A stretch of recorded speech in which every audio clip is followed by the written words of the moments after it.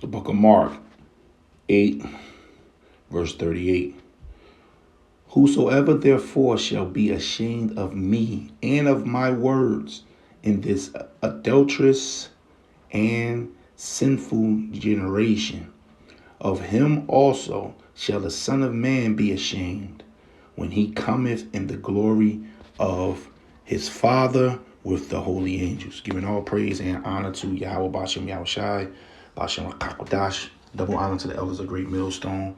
Shalom, Labakariam, Shah, Yasharella.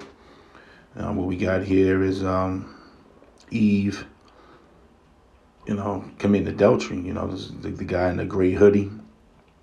Apparently, he followed his wife to this place here. What looks like it could be maybe a hotel lobby, and caught her with the guy you see behind her. This adulterous gentleman here. Now Eve will lie. Eve will get you in a lot of shit, man. She'll say she ain't with her husband, so we don't know the full story. I just seen this, and this was the first scripture that came to my head was Mark 8 and 38, that we're just an adulterous generation. But what's funny about it is, as you're going to see, she's basically, look like she's defending, the guy in the back against her husband, which shows Eve ain't shit, man. Then this is that adulterous generation, and the Lord is going to return to this place with a shout because of the filth, and like he said, with his holy angels, and they're going to put some work in. The Lord and his angels are going to put work in on this generation. This is Proverbs 6, verse 24, and the Lord is serious about that spirit of adultery. Serious. This is Proverbs 6, verse 24. To keep thee from the evil woman, from the flattering of her tongue of a strange woman.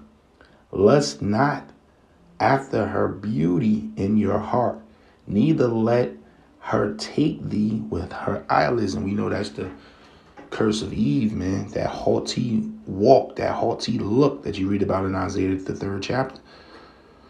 Just a big whore. She don't care. She'll be sleeping behind her man back with 3 or 4 men, and this is the generation. I seen this Eve. She got caught by her husband taking pictures of her feet and posting them, and was receiving money. And these simps, these simple guys, they were paying. And the Lord is going to tell you in this chapter, is, when you commit adultery, man, this is a grave error. You put your life in jeopardy. 26th verse. For by the means of a whorish woman, a man is brought to a piece of bread, and the adulteries will hunt for the precious life. Can a man take fire in his bosom, and his clothes not be burned? Can one go upon hot coals, and his feet not be burned? So he that goeth into his neighbor's wife, whosoever toucheth her shall not be innocent. And, the law says that you're supposed to put both of them to death. Because a man can have more than one wife when you read the scriptures. But a woman, she's the possession of that man. That's it. And a man is not supposed to put away his wife because you caused her to commit adultery. So the Yahweh Bashim Yahushai is very plain. That's plain, that's straight. But we know in this American culture, this American society, due to R&B music from the 90s, this lovey-dovey spirit of I'm taking your woman through the rap music. The culture that's pushed here is an adulterous culture. And Esau makes sure that we stay sinning against our Father by putting adultery in basically everything we do, to the point where you don't think it's a problem. A woman don't see it's a problem stepping out on her husband. A man don't see that there's a problem with him sleeping with his neighbor's wife. A 30th verse. Men do not despise a thief if he steal to satisfy his soul when he is hungry. But if he be found, he shall restore sevenfold. he shall give all the substance of his house. But whosoever committeth adultery with a woman lacketh understanding.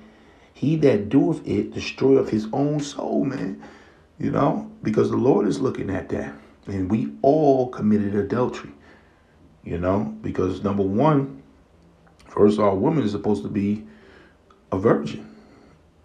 And when you entice a maid and lay down with her, that's your wife. And all our women have been with other men. And that's part of the curses. That our wife shall be a whore in the city. So we all felt guilty of that, but due to the spirit of Yahweh Bashim Yahweh Shah, he's relieved his hopeful elect. No guile shall be found in their mouth coming from the spirit. But through the flesh, this flesh, we have no glory in his flesh at this time. The Lord has redeemed his elect through the spirit.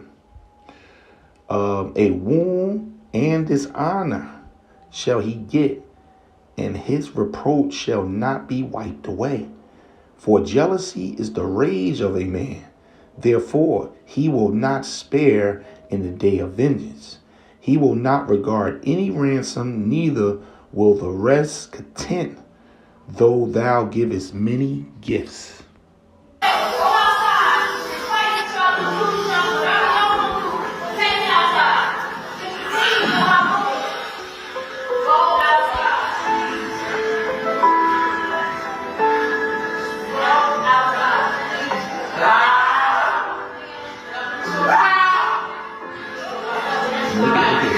You just standing there, just so arrogant. She's caught.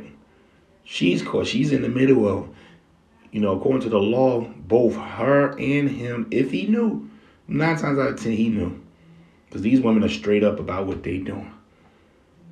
They're supposed to both be put to death.